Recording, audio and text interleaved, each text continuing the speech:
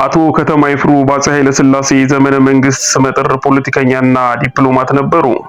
በአፍሪካ አንድነት ድርጅት መሰረታ ሂደት ላይ ያሳዩት የአደራዳሪነትና የዲፕሎማሲ ጥበብ ምናልባትም በአፍሪካ ምድር እስከዛሬ ከበቀሉ ጉምቱ ዲፕሎማቶች አንዱ ናቸው ብንል ታሪክ የሚመሰክረው ሀቅ ነውና ማጋነን አይሆንም። ሹመት በደም ትስስር በዘርና አጥንት ተቆጥሮ በሚሰጥበት በዚያ ዘመን ስሟ ብዙ ከማትታወቀው የሐረርጌ ግዛት ጋራ ሙለታ ከድሃ የገበሬ ቤተሰብ የተገኘው ከተማ ይፍሩ የአገሪቱ የውጭ ጉዳይ አድራጊ ፈጣሪ እንዲሁም የአፄ ኃይለ ሥላሴ ልዩ አማካሪ ይሆናል ብሎ ያለመ ማን ነበረ? ነገር ግን የማይታሰበውን ሆኖ ከተማ ከዚያም አልፎ የአፍሪካ አንድነት ድርጅት ምስረታ ላይ አሻራውን መጣል ቻለ። ክቡራን አድማጮች ባለፈው በክፍል 1 እና 2 በነበረን ቆይታ በአፍሪካ አንድነት ድርጅት አመሰራረት ስኬትና ፈተናዎች ዙሪያ ዳሰሳ ማቅረባችን ይታወሳል።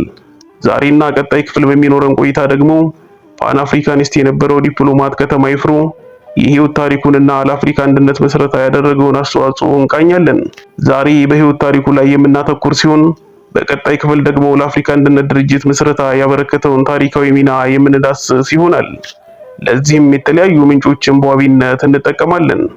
እንዲህ ለሀገር ክብር ሲሉ ከፍተኛ ዋጋ ከፍለው ታሪካቸው በወጉ ያልተነገረላቸው አብሪ ኮከብ ጀግኖች አሻራቸው በዚህ መልክ ተሰንዶ ይቀርብ ዘንድ ትብብራችሁ ያስፈልገናልና ማዳመጥ ሲጀምሩ ላይክ እና ሰብስክራይብ በመቀጠልም የደወል ምልክቱን መጫኑን አይዘንጉ።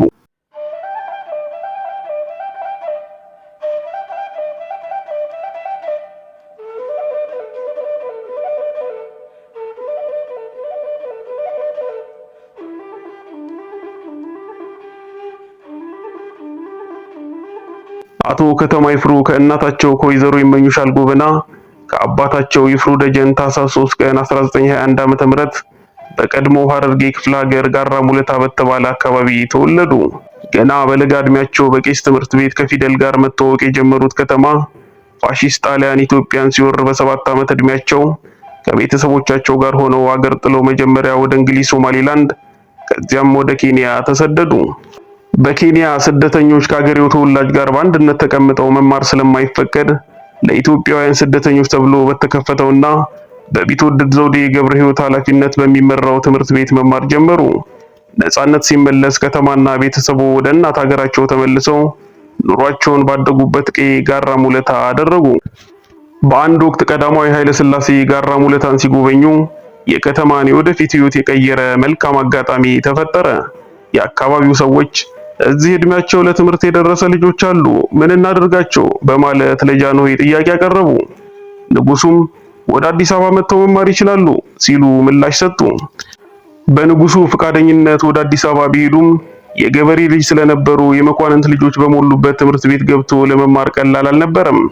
ከተማ ትምህርት ቤት የመግባት እድል ተነፍጓቸው ወገን ዘመድ በሌለበት ከወታደሮች ዘንድ ተጠግተው ሲኖሩ ጉዳያቸው ከወቅቱ የጦር ኃላፊ ጀነራል መረር ንጉሴ ደረሰና በእሳቸው ኃይል ትምህርታቸውን ለመጀመር በቁ። አቶ ከተማ በትምህርት ክፍላቸው ውስጥ የነበረውን የማህበራዊ ደረጃ ልዩነት ለልጃቸው መኮንን እንዲህ ሲሉ ነግረውት ነበር። ንጉሱ በየጊዜው እየመጡ ተማሪዎቹን ይጎበኛሉ። መምህራንም ስም በሚጠሩበት ወቅት ከስማቸው ፊት ደጃዝማች፣ ልዑል እንዲሁም ሌሎች ሹመቶችን ይጠቀማሉ። ጃንሆይም ልጆቹ በኩልነትና ያለምንም ተጽዕኖ ትምህርታቸውን ይማሩ ዘንድ ቅጥያው እንዲሰረዝ አዘዙ በማለት አቶ ከተማ ሁለተኛ ደረጃ ትምህርታቸውን በኮተቤ ቀዳማዊ ኃይለ ሥላሴ ትምህርት ቤት ከተከታተሉ በኋላ ለከፍተኛ ትምህርት ወደ አሜሪካን ሚቺጋን ሆፕ ኮሌጅ ፖለቲካል ሳይንስ እና ዓለም አቀፍ ግንኙነት ለማጥናት ያቀኑ ሲሆን የማስተርስ ዲግሪያቸውንም በቦስተን ዩኒቨርሲቲ በተመሳሳይ የትምህርት መስክ ተከታትለው አጠናቀዋል። አቶ ከተማ በአሜሪካን ሀገር ሳሉ ያጋጥሟቸው የነበሩ የዘረኝነት ጥቃቶች በኋላ ላይ ላሳዩት የፓን አፍሪካኒስት ስሜት እርሾ እንደሆናቸው ይነገራል። ለውሾችና ጥቁሮች አይፈቀድም የሚሉ መልእክቶችን መመልከታቸውና በጊዜው የነበረው የዘረኝነት ሁኔታ የፓን አፍሪካዊነት ጽንሰ ሐሳባቸውን በከፍተኛ ሁኔታ እንዳሳደገው ልጃቸው መኮንን ተናግሯል።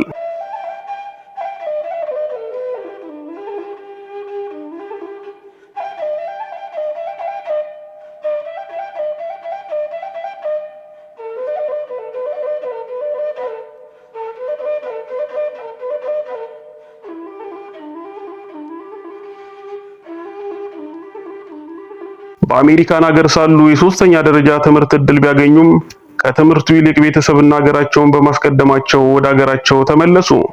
አገር ቤት ከተመለሱ በኋላ ምንም እንኳን ስራ ቢጀምሩም በተማሩበትና በእውቀታቸው ልክ ባለመሆኑ የሚገባቸውን ቦታና ደረጃ ሳይሰጣቸው ብዙ ጊዜ ቆይተዋል። በዚህ ምክንያት ትልቅ ቅሬታ አሳድሮባቸው እንደነበር ይነገራል። ቢዘገይም ግን ስልጣንና ደረጃው አልቀረባቸውም። የገበሬው ልጅ ከተማ ከስንት የመኳንንትና የመሳፍንት ዘር ካላቸው ሰዎች መካከል ተመርጠው የውጭ ጉዳይ ሚኒስቴር እስከ መሆን ደረሱ። የውጭ ጉዳይ ሚኒስቴርነት ስራቸውን የጀመሩት ኢትዮጵያ ከአፍሪካውያን ጋር እንድትቀራረብ ለማድረግ የሚያስችሉ እንቅስቃሴዎችን በማድረግ ነበር። ስለዚህ ጉዳይ በአንድ ወቅት ሲናገሩ እንደ አውሮፓውያን አቆጣጠር በ1961 ዓመተ ምህረት የውጭ ጉዳይ መስሪያ ቤት እንደገባው የመጀመሪያ አጀንዳዬን አድርጌ ያስኩት ኢትዮጵያ ከአፍሪካን ጋር የበለጠ የምትቀራረብበትና የምትተባበርበትን መንገድ መፈለግ ነበር። ይህንን ጉዳይ ለጃኖ የነገርኳቸው ፋሺስት ጣሊያን በወረረን ጊዜ ወደ ዓለም መንግስታት ማህበር ሄደው የጮሁት ብቻዎትን ነበር። ያ ጊዜ መደገም የለበትም። ከአረቦች ጋር ልንሆን አንችልም። ከአውሮፓውያንም ጋር መሆን አይቻልንም። የኛ ተፈጥሯዊ ምንጫችን አፍሪካውያን ስለሆኑ ከአፍሪካ ጋር ነው መተባበር ያለብን። በዚህ ጉዳይ መግፋት አለብን።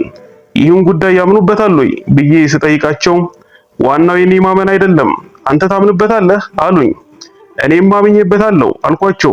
እንግዲያውስ ካመንክበት ቀጥልበት አሉኝ በማለት ገልጸዋል።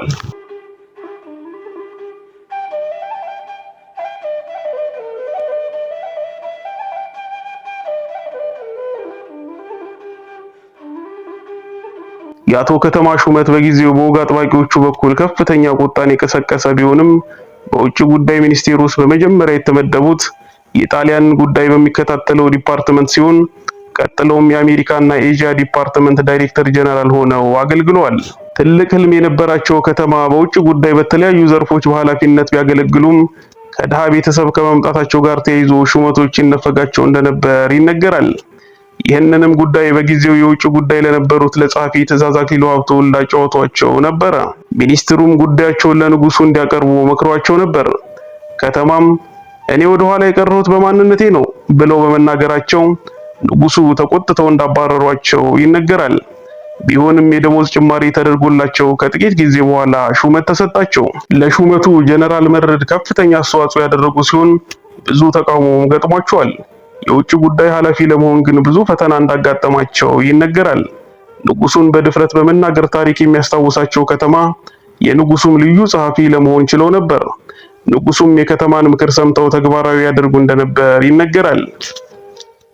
ሌላ ሰው የማይጠይቃቸውን ነገሮች ከተማ በድፍረት ይጠይቁ እንደነበር፣ ለምሳሌ አፄ ኃይለ ሥላሴን ንጉስ ባይሆኑ ምን ይሆኑ ነበር ብለው ቢጠይቋቸው እርሳቸውም ዶክተር ብለው እንደመለሱላቸው የከተማ ልጅ መኮንን አባቱ አጫውተውት እንደነበር ተናግሯል።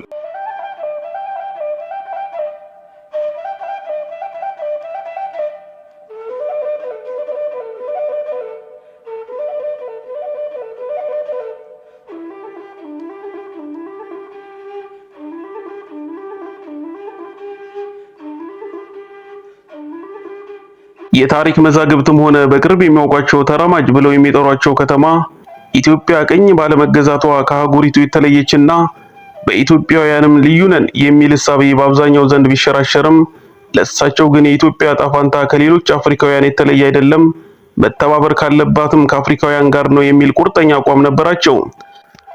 በአንድ ወቅት የቀድሞ የጣሊያንና ጅቡቲ አምባሳደር የነበሩት ዶክተር ፍትጉ ታደሰ ስለ ከተማ ተጠይቀው ሲመልሱ በቅኝ ግዛት ስር የነበሩ አፍሪካውያን ሁኔታ ስለሚያሳስባቸው እኛ ነጻነት አግኝተን እነሱ በባርነት ቀንበር እንዴት ይሰቃያሉ የሚል አስተሳሰብ እንደነበራቸው ገልጸዋል። ለዚህም ነበር ኢትዮጵያ ከጣሊያን ጋር በነበራት ትግል የረዳቻትን እንግሊዝን እንኳን ለመተቸት ቅንጣት ወደኋላ ያላሉ። እንግሊዝ በአፓርታይድ ጭቆና ስር ለነበረችው ደቡብ አፍሪካ የጦር መሳሪያ መሸጧንም በከፍተኛ ሁኔታ ተችተው ነበር። ከመተቸት ባለፈም ነጻ ያልወጡ የአፍሪካ ሀገራትን ነጻ እንዲወጡ ተባብረዋል። ለነጻ አውጪዎችም ድጋፍ አድርገዋል። ለአብነትም የሚጠቀሰው ማንዴላ በኢትዮጵያ ፓስፖርት እንዲዘዋወሩ ማድረጋቸው ነበር። ማንዴላ በአፓርታይድ መንግስት በቁጥጥር ስር ሲውሉ የከተማ ፎቶ በኪሳቸው ውስጥ እንደተገኘ የከተማ ልጅ መኮንን ተናግሯል። ፎቶው ላይ ለነጻነት ታጋዩ የሚል ጽሑፍ የነበረበት ሲሆን በማንዴላ ስር ወቅት እንደ ማስረጃ ሰነድ ቀርቦም እንደነበር ይነገራል።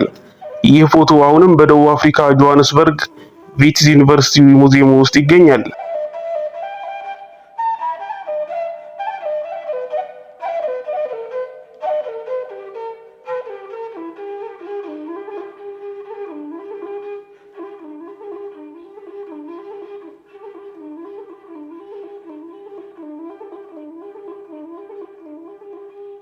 ብዙ ሳቢዎቻቸው ከጊዜው የቀደመ ነው የሚባልላቸው ከተማ የአፍሪካ አንድነት ድርጅትን መሰረት ከማስያዝ በተጨማሪ የኢትዮጵያ የውጭ ጉዳይ ፖሊሲ ገለልተኛ አቋም እንዲኖረው ብዙ ጥሯል። ከዚያም በተጨማሪ ንጉሱን ስልጣን ለልጃቸው እንዲያጋሩ ህገ መንግስታዊ የዘውዳዊ ስርዓት እንዲመሰረት የሚሉና ሌሎች ሐሳቦችን አካተው ምክር አዘል ደብዳቤ ጽፈውላቸው ነበር። ከተማ ለአፄ ኃይለ ሥላሴ የጻፉላቸው ደብዳቤ ቅንጫቢው እንደሚከተለው ይነበባል። በዚህች አነስተኛ ማስታወሻ ላሳስቦ የምወደው ግርማዊነቱ ከፈለጉ የመሸጋገሪያውን ድልድይ ለመዘርጋትና የኢትዮጵያን ህዝብ ወደፊት ከሞግዚትነት ወጥቶ የራሱን እድል በራሱ ለመወሰን የሚያስችለውን ለማድረግ ስለሚችሉ ሳይውል ሳያድር አስቦበት አንድ የተፋጠነና የተወሰነ እርምጃ እንዲወስዱ ነው ይላል። በድፍረት የመናገር ጉዳይ ውሎ አድሮ ችግር እንደሚያመጣ ያልተረዱት ከተማ ንግግራቸው በንጉሱ ዘንድ ቅሬታን አሳደረ። ይህን ደብዳቤ በጻፉ ማግስት ከውጭ ጉዳይ ተነስተው ወደ ንግድ ኢንዱስትሪና ቱሪዝም ሚኒስቴር እንዲዛወሩ ተደረገ። ከ3 ዓመታት በኋላ ከተማ የተነበየው ደርሶ አብዮቱ ፈነዳ። ዘውዳዊ ስርዓቱም ላይ መለስ ተገረሰሰ። እሳቸውንም ደርግ ለ9 ዓመታት በእስር አንገላታቸው። በእስር ላይ ያሉ ጊዜያቸውን በንባብ ያሳልፉ እንደነበር ይነገራል። ከእስር ከተፈቱ በኋላም በዓለም የምግብ ድርጅት ተቀጥረው አገልግለዋል። አቶ ከተማ ከባለቤታቸው ወይዘሮ ስነ ጊዮርጊስ ሙልጌታ፣ ዮሐንስ፣ ሚካኤልና መኮንን የተባሉ 4 ልጆችን አፍርተው ጥር 6 ቀን 1986 ዓ.ም ከዚህ ዓለም በሞት ተለይተዋል። በኑዛዜያቸውም የሚከተለውን መልእክት አስቀምጠው አልፈዋል።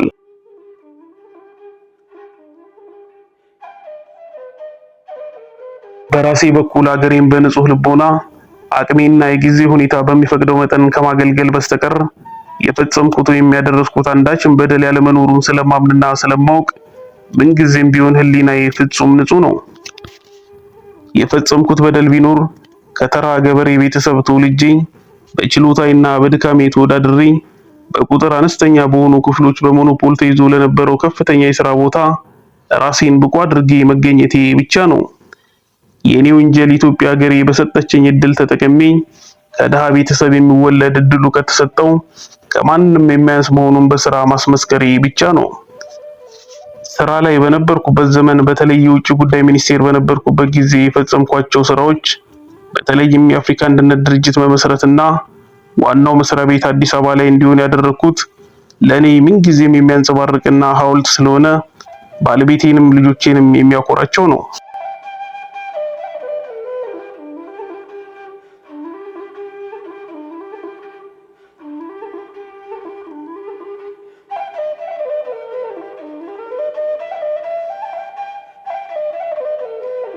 ከተማ ይፍሩ የአፍሪካ አንድነት ድርጅትን ጽንሰ ሐሳብ ከመመስረት ጀምሮ የአፍሪካ ፖሊሲዎችን ማርቀቅ፣ ካዛብላንካና ሞኖሮቪያን አስማምቶ አንድ ላይ ማምጣትና የአፍሪካ አንድነት ድርጅት ጽሕፈት ቤት አዲስ አበባ ላይ እንዲሁም ማድረግ ከሚጠቀሱ ስራዎቻቸው የተወሰኑት ቢሆኑም ታሪክ ለምን ዘነጋቸው? በስማቸው ውስጥ የተቀመጠ ሐውልትም ሆነ ሌላ ማስታወሻ ስለምን የላቸውም? የሚሉና መሰል ጥያቄዎች መልስ አለማግኘታቸው ሁልጊዜም ትውልዱን ሲያስወቅሱ የሚኖሩ ናቸው።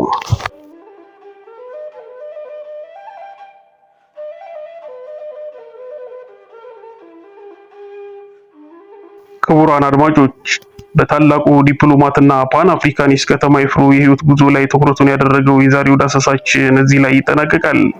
በቀጣይ ዳሰሳችን አቶ ከተማ ለአፍሪካ አንድነት ምስረታ ያበረከቱትን አስተዋጽኦ እንደምንቃኝ እየጠቆምን ለዛሬው በዚሁ እንሰናበታለን።